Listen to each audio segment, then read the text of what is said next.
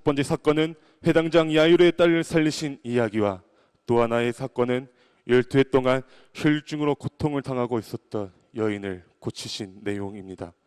오늘 이 두 사람의 예수님을 만나 고침과 남을 받았던 결정적인 이유는 바로 간절함이었습니다. 간절함이란 사전에 이렇게 기록하고 있습니다.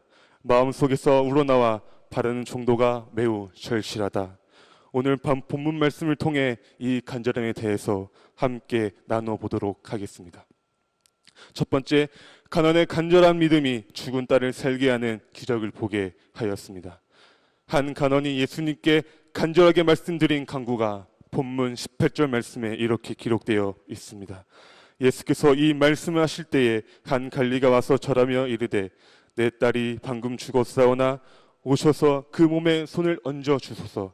그러면 살아나겠나이다 하니, 그 당시 해당장은 예배를 주관하고 기도를 하며 율법서와 선지서를 읽고 설교할 사람을 택하는 일을 하였던 사람이었습니다.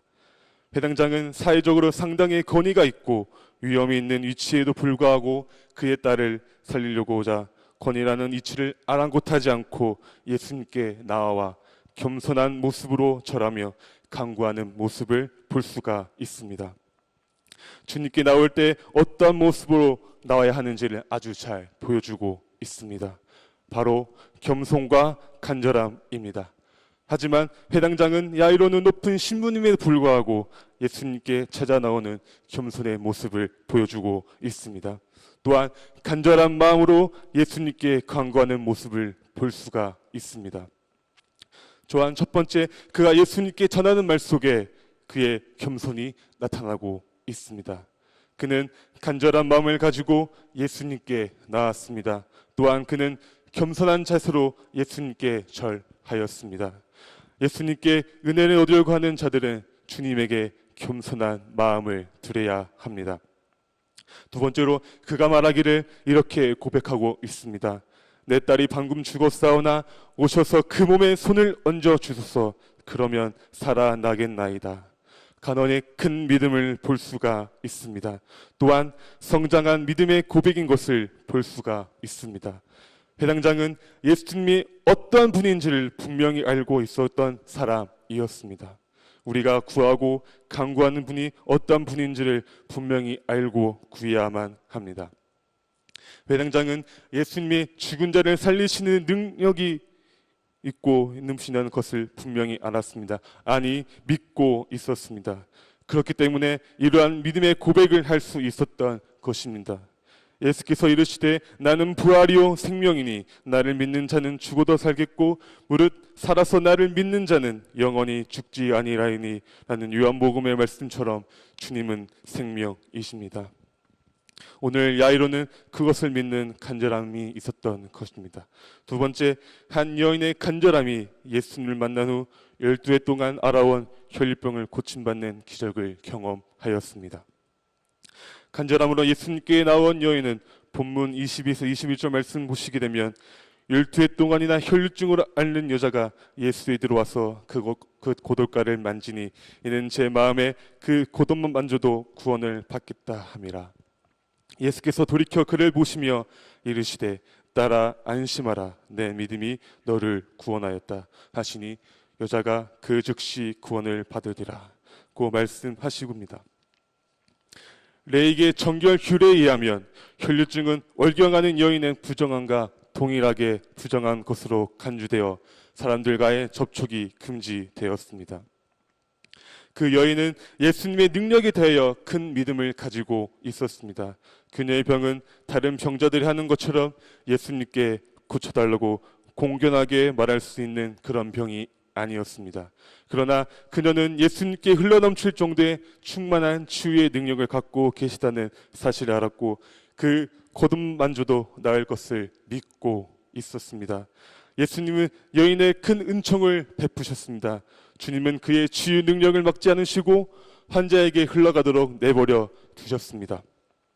이런 그 여인의 믿음을 예수님께서는 칭찬하셨습니다. 다른 모든 것들보다 그 여인의 믿음은 그리스도께 가장 귀한 명예를 드림으로 그리스도는 그 믿음의 가장 큰 칭찬을 해 주십니다. 내 믿음이 너를 구원했다. 이 여인은 자신이 가지고 있다고 생각한 것보다 더 큰 믿음을 가지고 있었습니다. 그녀의 신체적인 치유는 그녀의 믿음의 열매였으며 그 믿음은 실로 행복하고 편안한 치유를 가져왔습니다. 마태복음 9장 2절 말씀에 심상에 있는 중풍병자를 사람들이 데리고 오거늘 예수께서 그들의 믿음을 보시고 중풍병자에게 이르시되 작은 자야 안심하라 내 제사함을 받았느니라.